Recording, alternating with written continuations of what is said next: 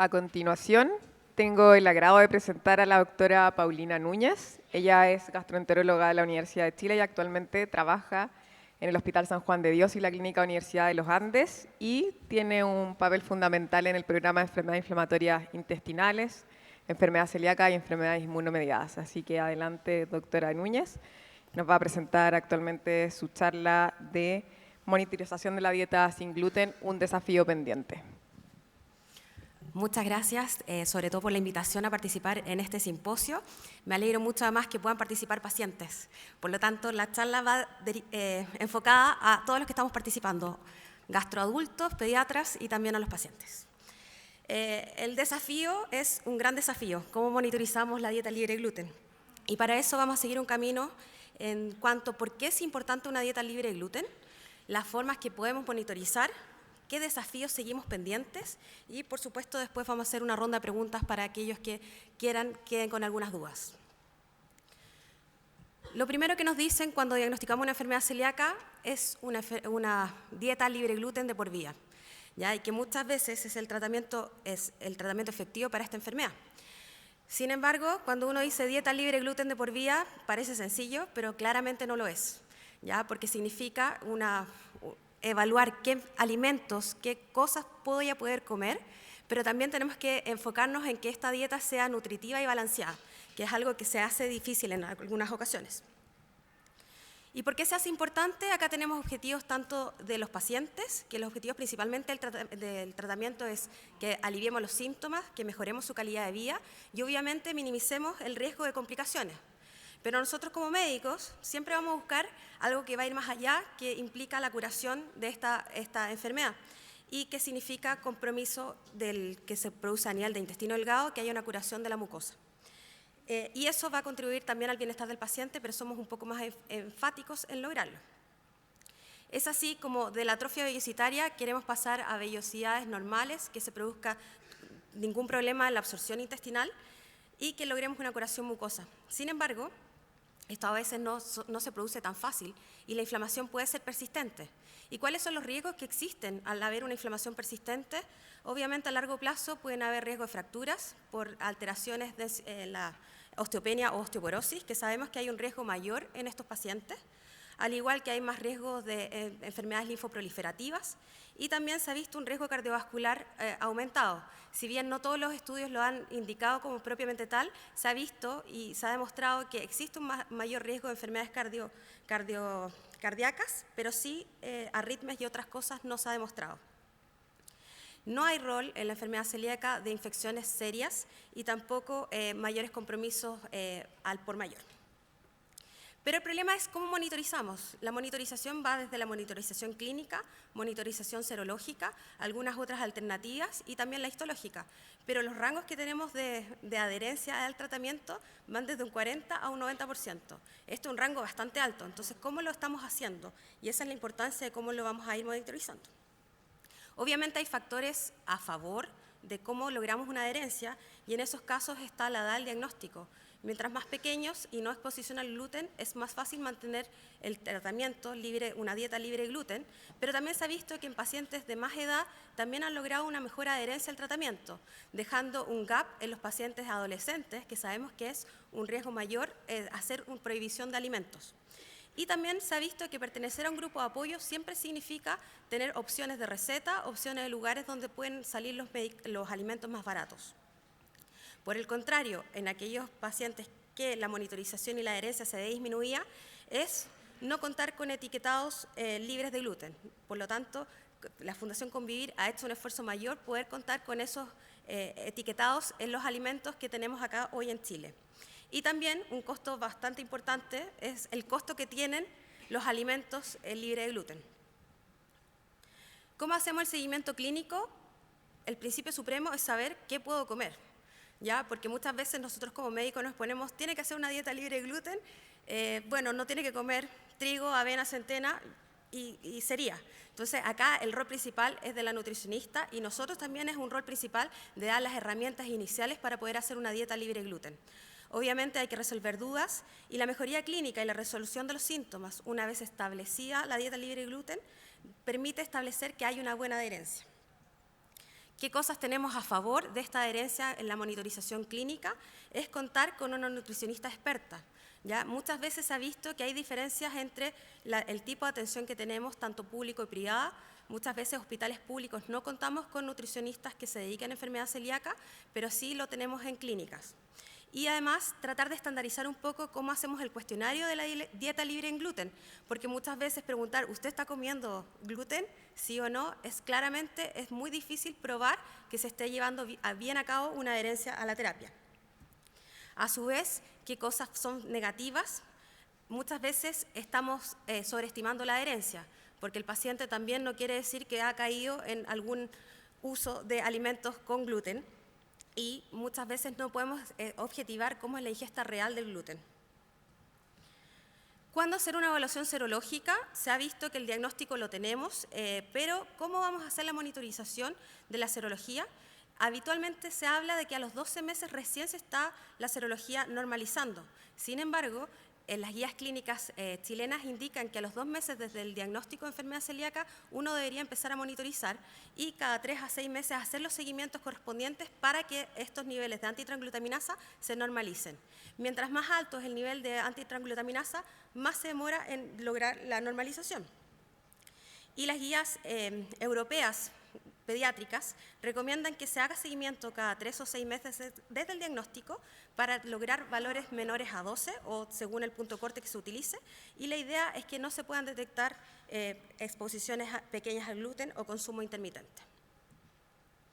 Cuando hacemos esta evaluación endoscópica también es un punto a considerar, dado que muchas veces hay una precocidad en realizar esta endoscopía y sabemos que la atrofia vellositaria no va a ser rápidamente resuelta.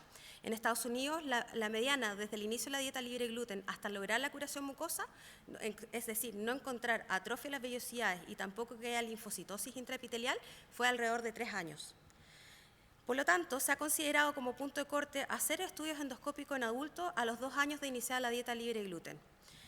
Y en niños se ha observado que el 95% de ellos logra una remisión o curación mucosa a los 2 años de iniciar la dieta libre de gluten. Y en estos casos, como es tan alto el porcentaje de lograr esta curación mucosa, no se recomienda realizar biopsia de seguimiento en pacientes que son asintomáticos. Claramente cambia si es que tenemos niveles de serologías positivas o se mantienen sintomáticos. Esto un poco a lo que nosotros nos dedicamos es evaluar. En enfermedad inflamatoria tenemos todos los objetivos establecidos de cómo vamos a hacer los seguimientos, cómo vamos a hacer la monitorización, pero muchas veces en enfermedad celíaca es lo que creemos que hay que hacer, pero no lo que deberíamos hacer como en forma normada. Cuando nosotros tenemos una enfermedad con síntomas de la enfermedad a nivel de enfermedad celíaca ya diagnosticada, nosotros tenemos que recomendar una dieta libre de gluten. Por lo tanto, la recomendación es que una vez diagnosticado sea evaluado por una nutricionista especializada en este tema. Entre 1 y 2 meses, que son objetivos a corto plazo, nosotros tenemos que lograr que haya una buena respuesta clínica, que la calidad de vida del paciente mejore y también hago un importante acápite en que las familiares de primer grado deben chequearse. Posteriormente, en objetivos más a intermedio plazo, nosotros tenemos que mantener una respuesta clínica, idealmente que no se encuentren con síntomas, por lo tanto, estamos a cabo una remisión clínica y también que se normalice la antitransglutaminasa y que haya una seroconversión. Y a largo plazo, cuando ya estamos hablando de qué es lo que esperamos, tenemos que lograr que haya una curación mucosa. En adultos es más fácil, que nosotros hablamos entre 1 o 2 años, la guía nacional habla de 1 año, pero las recomendaciones tienden a diferir un poco más el control endoscópico. Y un futuro cercano también tenemos que tener en cuenta que pueden existir nuevas terapias y que hagan que esta dieta libre de gluten vaya cambiando a lo largo del tiempo. Por lo tanto, este es un approach personal, pero creo que es importante tener objetivos claros, pero sin embargo saber que hay que hacer controles seriados posteriormente a que logramos la normalización de los antitransglutaminasa, siempre hacer prevención, saber si los pacientes tienen vacuna de neumococo, porque sabemos que hay un riesgo mayor a alteraciones a microorganismos celulares, También hacer control con densitometría ósea. Sabemos que hay un problema de osteopenia y osteoporosis en forma importante en nuestra población y que hay que tratarlo y hacerse cargo porque esos son la base de las fracturas asociadas. Y también monitorizar otras enfermedades autoinmunes. Lo más frecuente que pueda haber una tiroiditis autoinmune, pero también tener en consideración otras manifestaciones y manifestaciones tales como la cinética de fierro, la vitamina B12 y también las alteraciones de las pruebas hepáticas. ¿Qué pasa en el mundo real en cuanto a monitorización? En niños, este es un estudio sueco que se hizo encuesta a pediatras y también a nutricionistas, se vio que el seguimiento habitualmente era entre 6 a 12 meses y se hacía control con serología y una evaluación de adherencia a terapia mediante a ver si lograba la dieta libre de gluten, sí o no, por lo tanto no había un cuestionario adecuado para realizarlo. Y se vio además que habían posibilidades de áreas de mejora, como la implementación, que ellos dicen que es un tema, el momento de la transición entre un niño y adulto, cómo derivar a un gastroenterólogo adulto, que también es un problema en pacientes con enfermedad inflamatoria, y también empezar a utilizar cuestionarios que estén validados para asegurar la adherencia a los pacientes. En adultos, este es un estudio griego que salió el año pasado, que demostró que se hizo una encuesta online a 290 pacientes y un tercio presentó mala adherencia a la dieta libre de gluten. O sea, estamos hablando de que esto es un tema real. ¿Y qué cosas impactaban en forma positiva la adherencia? Era pertenecer nuevamente a un grupo de apoyo y también, algo que me pareció bastante interesante, es tener una asignación mensual que tienen estos pacientes para lograr una dieta libre de gluten que se lo da al Estado, que es una condición, sabemos que es de alto costo, veamos una posibilidad de apoyarlos con esto. Sin embargo, lo que iba en contra de esta adherencia era la dificultad para encontrar lugares establecidos donde hubiera alimentos libres de gluten y también restaurantes con el logo que se pudiera poder comer en forma tranquila. Y también, obviamente, los costos económicos, el ingreso menor hacía que no pudiéramos hacer una adherencia adecuada, que eso se repite con lo que vemos en nuestro país. Lo que ellos revisaron es que no hubo una correlación entre la edad de diagnóstico en estos pacientes y tampoco la edad actual que tenían al momento de realizar la encuesta online.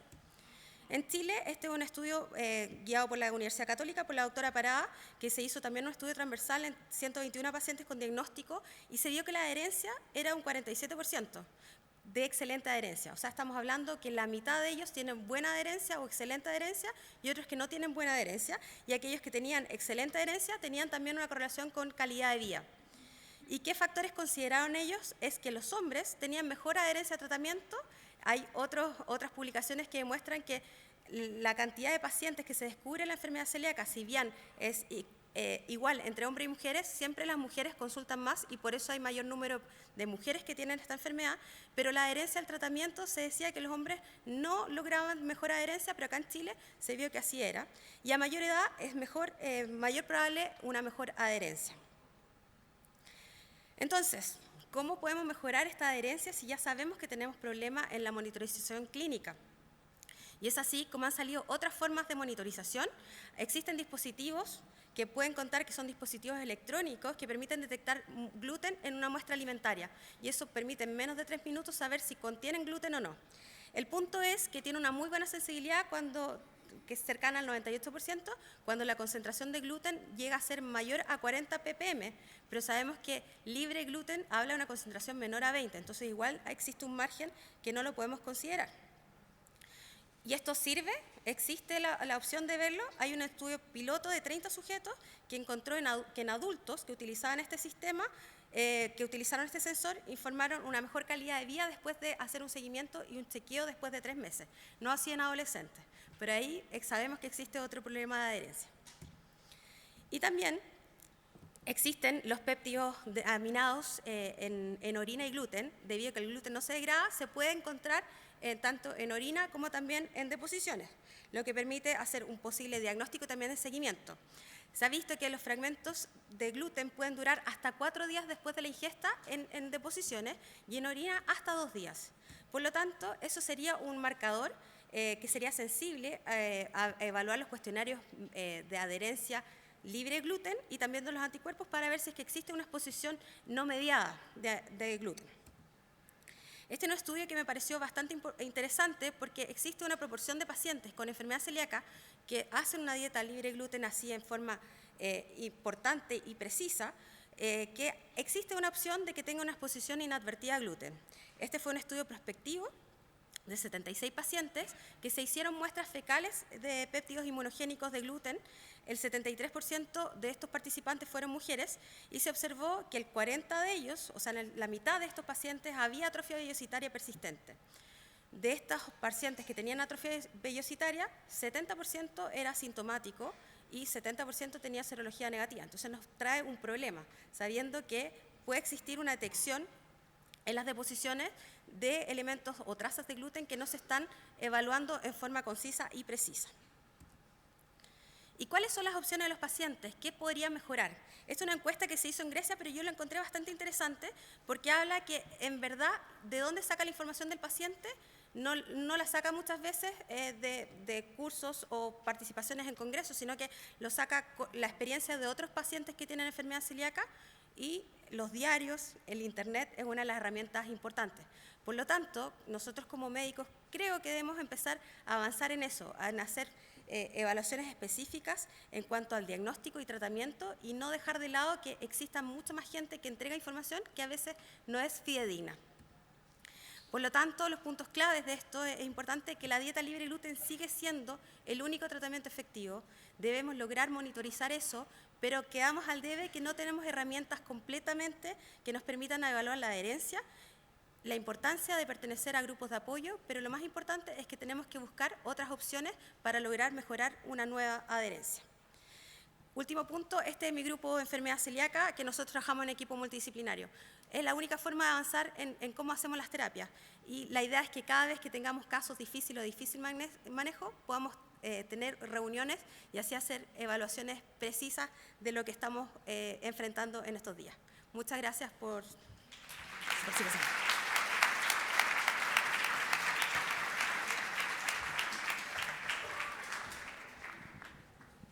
Muchas gracias,